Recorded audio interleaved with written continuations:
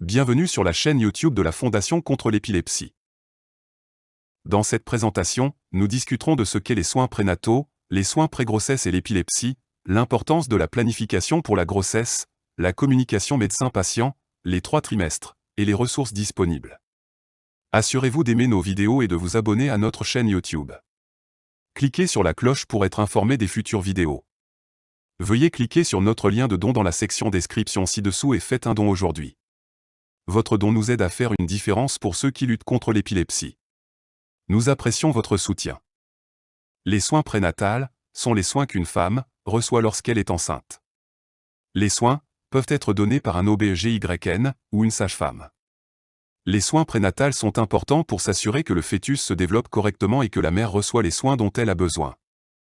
Les soins prénatals sont importants pour toute mère qui attend un enfant, mais ils le sont particulièrement pour les mères qui luttent contre des maladies chroniques comme l'épilepsie. Il est préférable de planifier toute grossesse, même si vous êtes en bonne santé. Si une femme est atteinte d'une maladie chronique et qu'une grossesse non planifiée survient, cela peut mettre en danger sa vie et celle du fœtus. Il est essentiel de prendre les précautions appropriées pour éviter une grossesse non planifiée. Pour les femmes épileptiques qui veulent devenir enceintes, parlez à votre gynécologue obstétricien et neurologue avant d'essayer de concevoir. Votre médicament peut devoir être ajusté ou modifié par votre neurologue. Votre gynécologue obstétricien commencera à vous donner de l'acide folique et un prénatal pour préparer votre corps au moment où vous pourrez commencer à essayer de concevoir. La communication est essentielle non seulement pour planifier de devenir enceinte, mais aussi pendant votre grossesse. Vous voulez des médecins qui vont communiquer et s'assurer que tout le monde est sur la même longueur d'onde en ce qui concerne vos soins et vos objectifs. Il est important de planifier votre grossesse pour éviter les malformations congénitales dues aux médicaments. Selon la Mayo Clinic, les malformations congénitales courantes sont les fentes palatines, les anomalies du tube neural, les anomalies squelettiques et les anomalies cardiaques et urinaires congénitales. Dans l'article « La prise en charge de l'épilepsie pendant la grossesse », les auteurs soulignent l'importance du dépistage d'éventuelles malformations congénitales, qui devraient survenir entre 11 et 13 semaines après le début de la grossesse. En plus des défauts physiques, les médicaments anticonvulsivants peuvent également avoir un effet sur le développement cognitif. Des troubles d'apprentissage, une diminution de la performance neuropsychologique et un QI verbal réduit sont à risque, en particulier chez les enfants qui ont été exposés à l'acide valproïque in utero. Il est important d'avoir une équipe de médecins prêts à écouter, à répondre aux questions et à vous aider tout au long de votre grossesse. Faites vos recherches pour trouver les bons médecins qui vous aideront à atteindre vos objectifs. Contactez votre compagnie d'assurance et recherchez des avis sur les médecins que vous envisagez de consulter. Tout médecin qui a des antécédents de critiques négatives, plusieurs, pas seulement quelques, est préférable d'éviter. Si vous voyez un médecin et qu'il répond « Je n'ai pas le temps de répondre aux questions », ce n'est pas le médecin que vous voulez voir faire partie de votre parcours de grossesse. Pendant le premier trimestre, de nombreux changements commencent à se produire, car l'embryon se développe à l'intérieur de l'utérus. Selon John Hopkins, de la semaine 0 à 8, le fœtus est appelé un embryon. À la fin du premier trimestre, le fœtus pèse en moyenne 0,5 à 1 once et mesure en moyenne 3 à 4 cm de long. C'est le moment où des complications peuvent survenir, c'est pourquoi il est important de parler à vos médecins des options médicamenteuses avant de concevoir.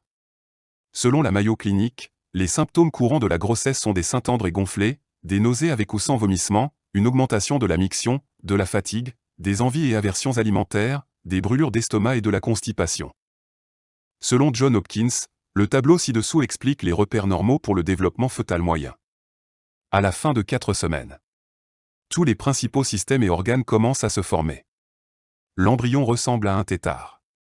Le tube neural, qui devient le cerveau et la moelle épinière, le système digestif ainsi que le cœur et le système circulatoire commencent à se former. Les débuts des yeux et des oreilles se développent. De minuscules bourgeons de membres apparaissent, qui se développeront en bras et jambes. Le cœur bat.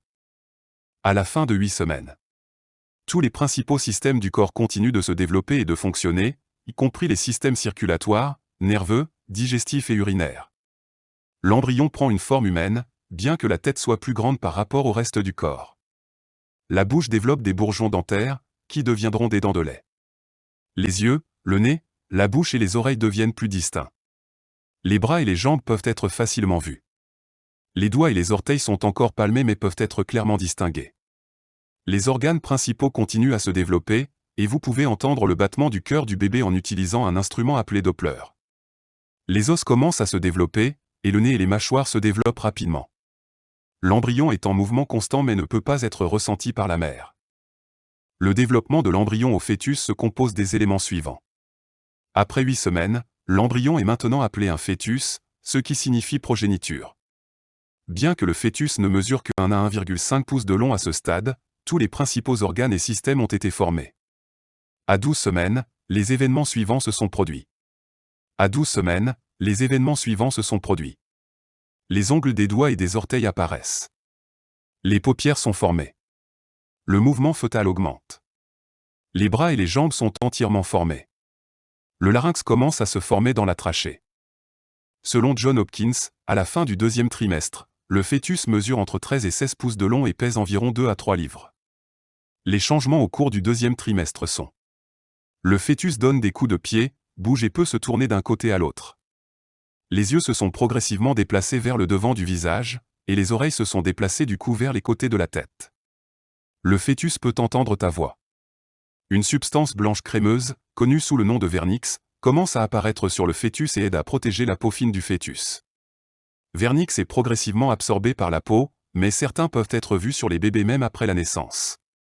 Le fœtus développe des réflexes, comme avaler ou sucer. Le fœtus peut répondre à certains stimuli. Le placenta est complètement développé. Le cerveau subira sa période de croissance la plus importante à partir du 5e mois. Les ongles ont poussé sur le bout des doigts et des orteils, et les doigts et les orteils sont complètement séparés. Le fœtus traverse des cycles de sommeil et d'éveil. La peau est ridée et rouge, recouverte de poils doux et duveteux, appelés lanugo. Les cheveux poussent sur la tête du fœtus. La graisse commence à s'accumuler chez le fœtus. La graisse commence à s'accumuler chez le fœtus. Les paupières commencent à s'ouvrir, et les sourcils et les cils sont visibles. Des empreintes digitales et des empreintes ont été formées. La croissance rapide se poursuit en termes de taille et de poids fœtaux. La 20e semaine marque le milieu de la grossesse. Un fœtus né à la fin de 24 semaines peut survivre dans une unité de soins intensifs néonatales. Le 3e trimestre peut être difficile pour les femmes enceintes. À l'approche de votre date d'accouchement, de nombreuses mères se sentent mal à l'aise et ont hâte d'accoucher. De nombreuses mères sont également impatientes d'accoucher, en particulier les mères pour la première fois. Faites ce que vous pouvez pour vous détendre et vous préparer. Prendre un bain, faire du yoga et méditer ne sont que quelques exemples de ce que vous pouvez faire pour aider votre corps à progresser au cours du 3e trimestre. Selon la Mayo Clinic, les symptômes courants du 3e trimestre sont: contraction de Braxton Hicks, maux de dos, essoufflement, brûlure d'estomac, varicosité, varices et hémorroïdes, miction fréquente. Selon Johns Hopkins, au cours du 3e trimestre, le fœtus commence à se positionner la tête vers le bas, pour préparer l'accouchement par voie vaginale. Tous les fœtus ne le font pas. Si un bébé est dans sa progéniture, de nombreux médecins opteront pour effectuer une césarienne si le bébé n'est pas dans la bonne position.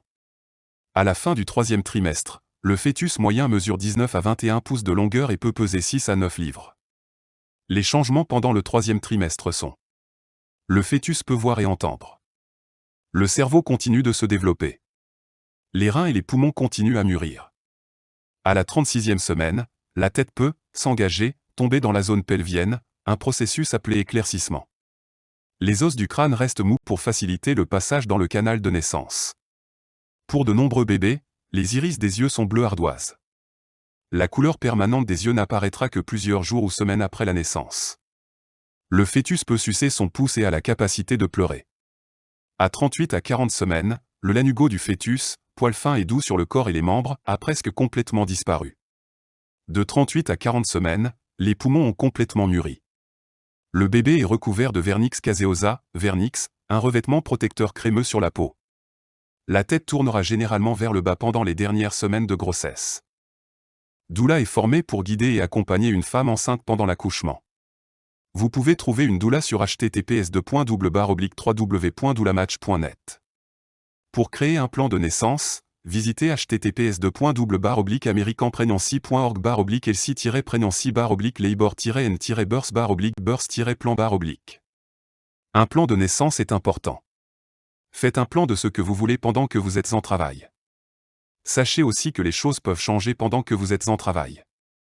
La façon dont vous formulez votre plan de naissance est très importante parce que si vous n'êtes pas disposé à travailler avec votre médecin et les infirmières, votre médecin n'acceptera pas le plan de naissance. Exemple de plan de naissance. Ne pas écrire « Je n'aurai pas de péridurale », une situation peut se présenter là où c'est nécessaire, et vous ne voulez pas vous détacher car vous n'êtes pas prêt à travailler avec votre médecin et l'équipe de travail. Au lieu d'écrire « Je préférerais ne pas avoir d'épidurale ». Cependant, si une situation se présente où cela est nécessaire, alors je consentirai à en avoir une. Montrez à votre médecin que vous êtes prêt à faire un compromis et qu'il s'agit d'un effort collectif. Cela augmentera considérablement les chances que votre médecin soutienne votre plan de naissance et vous aide à atteindre vos objectifs. L'American Pregnancy Association offre de nombreuses ressources pour la planification de la grossesse, les cours d'accouchement, le déroulement de la grossesse, le travail et l'accouchement, ainsi que les soins postpartum. Allez sur leur site web à https://www.americanpregnancy.org pour plus d'informations. Les soins prénatals sont les soins qu'une femme reçoit lorsqu'elle est enceinte. Il est important de travailler avec votre OB/GYN et neurologue même avant de devenir enceinte. Au fur et à mesure de votre grossesse, la communication est essentielle pour le fœtus et la mère. Il existe de nombreuses ressources disponibles pour aider les femmes enceintes pendant leur grossesse et se préparer à l'accouchement. Pour en savoir plus sur les soins prénatals et l'épilepsie, veuillez consulter les ressources utilisées dans la présentation d'aujourd'hui.